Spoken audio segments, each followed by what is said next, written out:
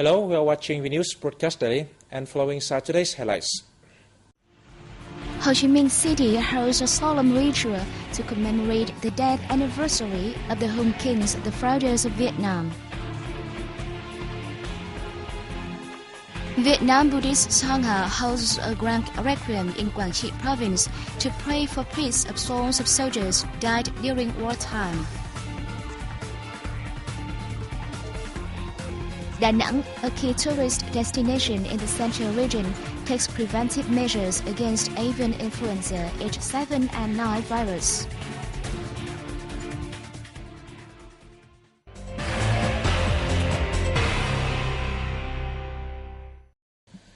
Ho Chi Minh City held a solemn ritual to commemorate the death anniversary of the Hung Kings, the founders of Vietnam, on April 19th. Prime Minister Nguyễn Tấn Dũng attended the event.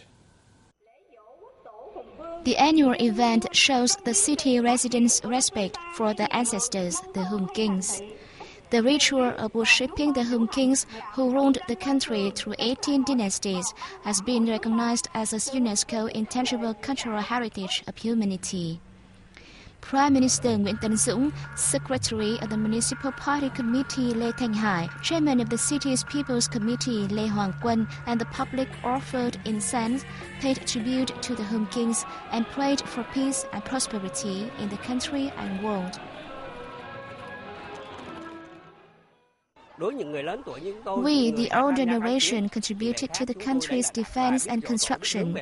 Young people, for their part, should build Vietnam into a strong nation. During the day, many cultural activities took place, attracting lots of local people, especially the youth. The same day, incense offerings and various activities were organized nationwide to commemorate the Hung Kings. On the occasion of the 19th National Day of South Africa, April 27th, the South African Consul in Ho Chi Minh City visited and offered gifts to child patients at the city's Pediatrics Hospital No. 2. Honorary Consul of South Africa, Đỗ Thị Kim Liên, presented more than 200 gifts and 10 cash donations to child patients in the hospital's kidney and cancer departments. This is one of the charitable activities the consulate is carrying out in the city. The consulate staff often visit nursing homes opened for disadvantaged children. In the past 2 years, the consulate provided scholarships worth a total of 275 million dongs for 203 students at Đà Lạt Academy.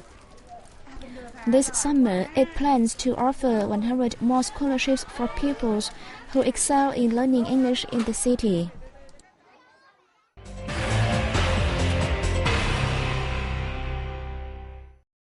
A wide range of activities to mark Vietnam Ethnic Groups Control Day got underway at the Vietnamese Ethnic Groups Control and Tourism Village in Sơn Tây Town, Hanoi on April 19th. We take a look. The event is held to raise young people's awareness of preserving and upholding the nation's traditional cultural values. At this year's festival, the organizing board reenacted the business activities of 8 ethnic groups from 6 northern mountainous provinces of Hà Giang, Sơn La, Lạng Sơn, Bắc Giang, Hòa Bình, and Bắc Cạn through their market days. The space for the Hmong ethnic group features traditional linen weaving of Hmong people in Hà Giang province. I can make at most 10 meters of linen a day. I'm happy to see so many people visiting the market.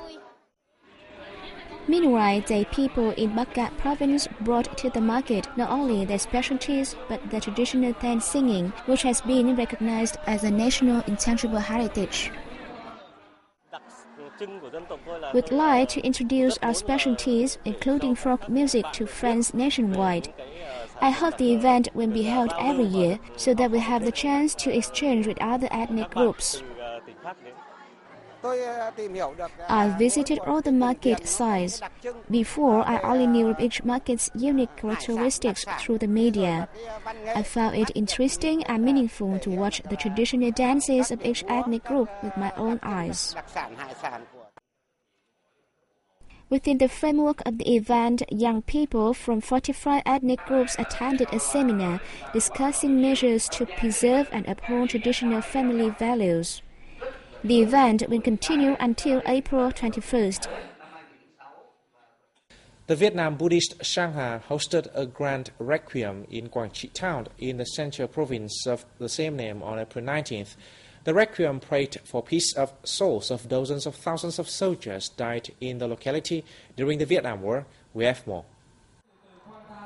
The event commemorated tens of thousands of soldiers who laid down their lives in battlefields in the Quang Tri ancient citadel and along Thạch Hạ River during the Vietnam War. The ceremony saw the participation of most vulnerable Thích Tín Đạt, permanent member of the Vietnam Buddhist Sangha Central Committee's Executive Council, and over 3,000 monks, nuns and Buddhist followers across the country. On this occasion, the organizing board presented more than 100 gifts to families of social beneficiaries, and poor students excelled in study. The Quang Tri citadel, built in 1824, was strongly defended by Vietnamese soldiers in the war against the U.S. troops in 1972. For 81 days and nights from June 29th, the soldiers resorted to protect it from bombardment. It has since been listed as a National Historical Site. Da Nang, a key tourist destination in the central region, faces a high risk of an influenza H7N9 virus outbreak.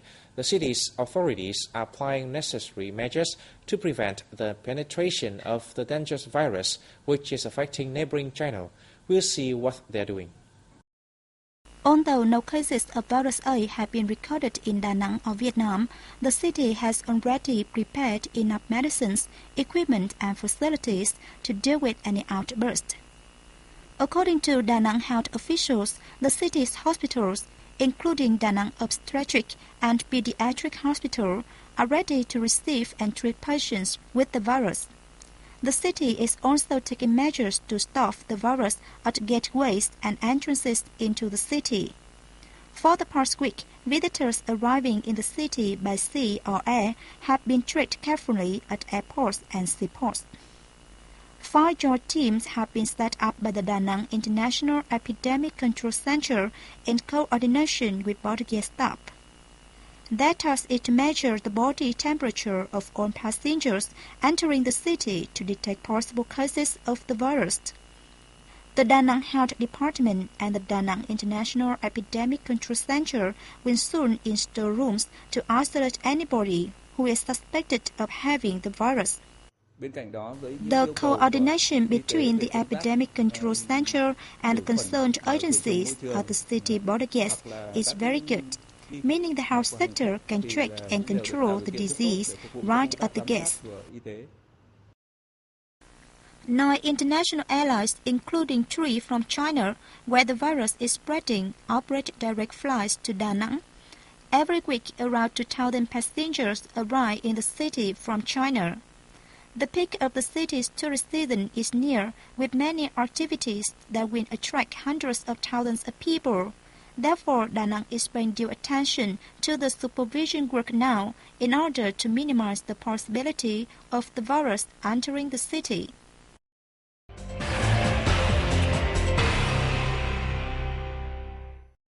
The things that make us wise and happy are books. Book reading becomes a festival in Vietnam. The 20th and 13th Book Reading Festival took place in Hanoi on April 20th with the attendance of many bookworms. Let's take a look. Organized by the Ministry of Culture, Sport and Tourism, the focus of this year's festival is to honor works of young authors and the book exchange program. Youngsters can bring their old paper books to exchange for electronic publications or donate them to libraries and pupils in rural and remote areas. Reading books allows me to access lots of ideas and knowledge. My friends also read books on a daily basis. Books are a great teacher with profound knowledge. The event aims to raise people's awareness of the importance of reading books to educate and form character. And we come to the end of our news today. Thanks for watching and see you next time.